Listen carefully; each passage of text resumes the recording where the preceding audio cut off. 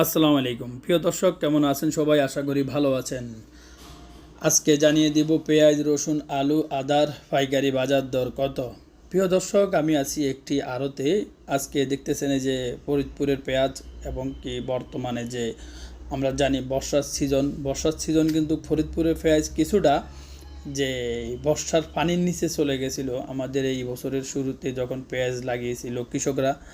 তবে আমরা আজকে যতটুকু দেখতে পাচ্ছি যে পেঁয়াজের দাম বর্তমানে চলতেছে যে 1650 থেকে 1700 টাকার মধ্যে মানবেদে বিক্রি হচ্ছে পেঁয়াজ।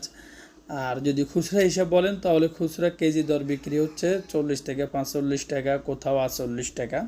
এই তো এইভাবেই বিক্রি হচ্ছে। এবং এই যে দেখতেছেন চায়না রসুন, দেখেন আমাদের দেশের মানুষ কিন্তু চায়না রসুনকে বেশি পছন্দ করে, কারণ এটা বড়, যে এটা যে রেডি করতে খুব অল্প সময় লাগে।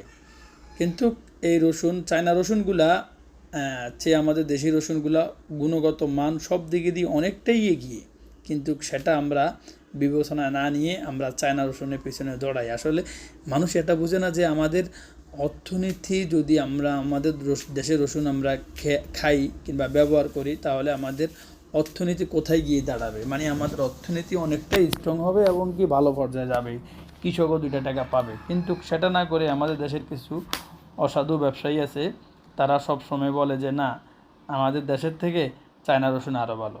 মোটেও চায়না রসুন আরও বেশি ভালো না। তো প্রিয় দর্শক, আজকের বাজার দর এটাই ছিল। এবং পেঁয়াজের দাম তো বলিয়ে দিলাম যে মানবেদে বিক্রি হচ্ছে 16 থেকে 1700, কোথাও 1500 টাকা। পেঁয়াজের সাইজ এবং গুণগত মানের উপর নির্ভরশীল অনেকটাই। প্রিয় দর্শক, আল্লাহ হাফেজ, ভালো থাকবেন, সুস্থ থাকবেন।